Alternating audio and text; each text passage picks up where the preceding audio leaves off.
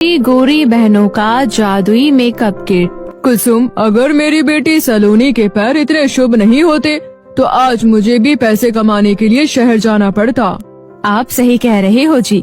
आपकी इस कामयाबी में हमारी बेटी सलोनी का बहुत बड़ा हाथ है। उसके पैदा होते ही हमारे घर में तो जैसे मानो लक्ष्मी मैया की कृपा हो गई है। सब कुछ बस अच्छा ही हो रहा है। तुम सही कह रही हो कुसुम, हमारी बेटी हमारे लिए लक्ष्मी बनकर आई है। उसी समय वहाँ पर उनकी बेटी सलोनी आ जाती है और कहती है, बाबा मुझे एक सुंदर सी ड्रेस चाहिए। अरे बेटा, तुम एक क्या, मैं ढेर सारी ड्रेस ला कर दूंगा। आखिर मेरी बेटी किसी परी से कम है क्या? और इसी तरह दिन बीत रहे होते हैं। तभी कुसुम फिर से एक बार गर्भवती हो जाती है और इस बात से नरेश बहुत ज्यादा खुश होता है और अपनी पत्नी से कहता है, कुसुम, लगता है ऊपर वाला फिर से एक बार हमारे घर में परी जैसी बेटी पैदा करेगा, बिल्कुल हमारी सलोनी की तरह। नरेश की ये बात सुनकर परीलोक में खड़ी दो परियां आपस में बात कर रही होती है। अरे दिव्या, नरेश के परिवार में एक बार फिर से परी पैदा होने वाली है। ये बात तो सच है, लेकिन क्या वो इस बार अपनी परी बेटी को पहचान पाएंगे? अरे यही तो उनकी परीक्षा होगी। देखते हैं क्या होता है। और इस तरह पूरे 9 महीने बीत जाते हैं और कुसुम फिर से एक बार एक बेटी को जन्म देती है। लेकिन जब नरेश अपनी बेटी को देखता है तो उसका मुंह बन जाता है और वो कहता है, अरे कुसुम, ये तुमने कैसे बेटी को जन्म दिया? अरे भला हमारे घर में इतना काला कौन है? अरे ये अब क्या कह रही हो जी? बेटी काली हो या गोरी, है तो हमारी ही अंश ना। नहीं, इतना काला मेरा खून नहीं हो सकता है। जरूर ये किसी और की औलाद होगी, इसलिए मैं इसे अपनी बेटी कभी नहीं मानूंगा। मेरी सिर्फ एक ही बेटी है, वो है सलोनी।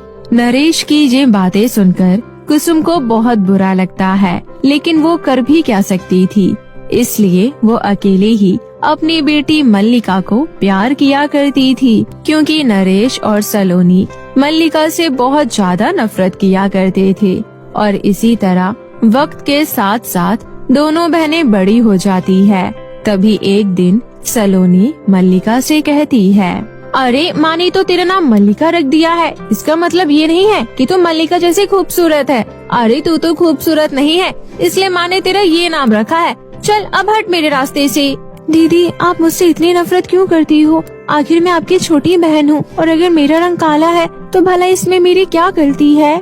तेरी गलती ये है कि तू काली पैदा हुई है, इसलिए सुबह सुबह मुझे अपनी काली शक्ल मत दिखाया कर, वरना मेरा पूरा दिन खराब हो जाता है। चल अब हट यहाँ से, मुझे कॉलेज जाने में देर हो रही है। इतना कहकर सलोनी अपने कॉलेज चली जाती है और मल्लिका अपने कॉलेज चली जाती है, क्योंकि दोनों ही बहनों का कॉलेज अलग था। क्योंकि सलोनी नहीं चाहती थी कि उसकी बहन मल्लिका की वजह से कॉलेज में उसकी जरा सी भी बेइज्जती हो, इसलिए उसने अपने पिता से कहकर अपना एडमिशन किसी दूसरे कॉलेज में करवाया था। तभी एक दिन, अरे सलोनी बेटा, कहाँ हो तुम? जल्दी बाहर आओ, देखो मैं तुम्हारे लिए कितनी सुंदर ड्रेस लेकर आया हूँ।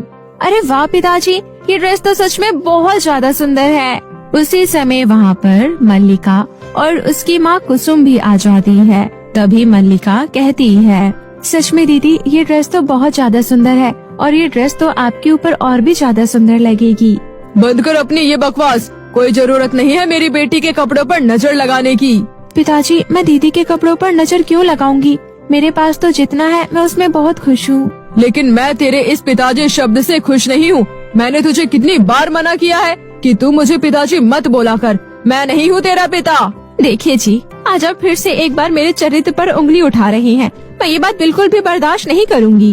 अरे शुक्र मनाओ जो मैंने तुम दोनों माँ बेटी को इस घर से बाहर नहीं निकाला, समझी? और इस तरह हमेशा नरेश और कुसुम के बीच इस बात को लेकर बहस हुआ करती थी। तभी एक रोज जब मल्लिका कॉलेज से वापस आ रही होती है, तभी उसे एक पेड़ के नीचे एक सुंदर सी कबूतरी दिखाई देती है, जिसे देखकर मल्लिका कहती है, अरे ये कबूतरी तो कितनी सुंदर है, पर ये ऐसे नीचे क्यों पड़ी हुई है? चलो चलकर देखती हूँ। इतना कहकर मल्लिका जब उस कबूतरी के पास जाती है तो वो देखती है कि उस कबूतरी के पंख में से खून निकल रहा होता है। तभी मल्लिका उसे इस हालत में देखकर बहुत ज्यादा दुखी हो जाती है और उसे उठाकर अपने साथ अपने घर ले जाती है और उसकी बहुत अच्छे से मरहम पट्टी करती है, जिससे उस कबूतरी का जख्म काफी हद तक ठीक होने लगता है। और इस बीच उन दोनों की बहुत अच्छी दोस्ती भी हो जाती है। तभी एक दिन कबूतरी मल्लिका से कहती है, मल्लिका, मुझे पता है कि तुम बस ऊपर से खुश होने का दिखावा करती हो, पर तुम अंदर से बहुत ही ज्यादा दुखी हो। इसलिए तुम चाहो तो मुझसे अपने दुख बांट सकती हो। आखिर अब हम दोनों एक अच्छे दोस्त हैं। क्या बताऊं, मेरे इस काले रंग की वजह से मेरे परिवार वाले मुझे बिल्कुल भी पसंद नहीं करते हैं और न ही मेरी बड़ी बहन मुझे अपनी बहन मानती है। मल्लिका, भले ही तुम्हारा रंग काला हो, लेकिन तुम मन की बहुत ही साफ और खूबसूरत हो, क्योंकि तुमने जिस तरह मेरी मदद की है आजकल के समय में कोई किसी की नहीं करता है। इसलिए अब मेरा फर्ज बनता है कि मैं तुम्हारे लिए कुछ करूं। पर तुम मेरे लिए क्या कर सकती हो? तुम तो एक साधारण सी कबूतरी हो। मल्लिका की ये बात सुनकर वो कबूतरी देखते ही देखते सुंदर सी परी में बदल जाती है और कहती है, मैं एक परी हूँ, इसलिए मैं तुम्हारी मदद जरूर कर सकती हूँ। ये लो, ये एक जादुई मेकअप किट है।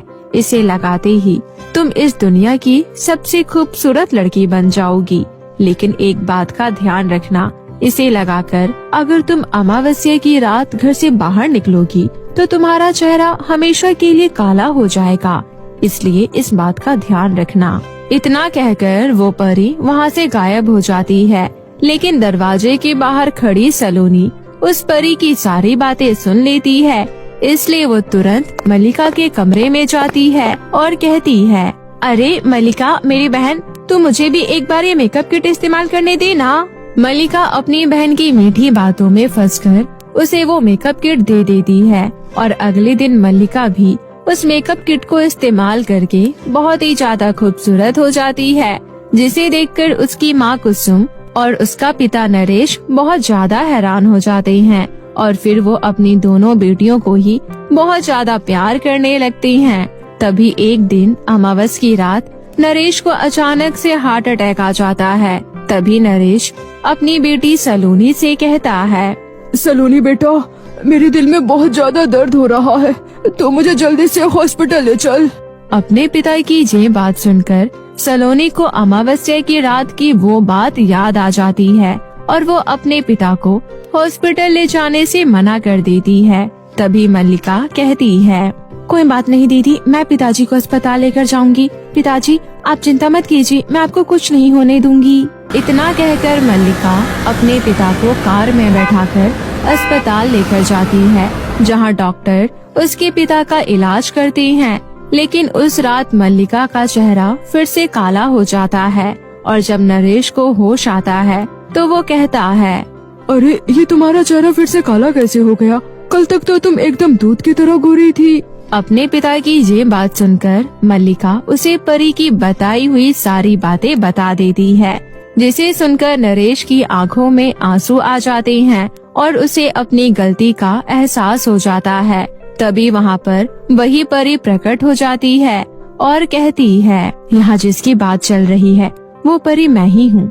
हम बस आप लोगों की एक परीक्षा ले रहे थे, लेकिन शायद तुम हमारी परीक्षा में फेल हो गए, क्योंकि तुमने अपनी दोनों बेटियों के बीच काले और गोरे रंग का भेदभाव किया है और साथ ही अपनी पत्नी के चरित्र पर भी उंगली उठाई है। इसलिए आज के बाद से तुम्हारा और तुम्हारी बेटी सलोनी का रंग भी काला हो जाएगा और तुम लोग अपना पूरा जीवन इसी काले रंग के साथ गुजारोगे।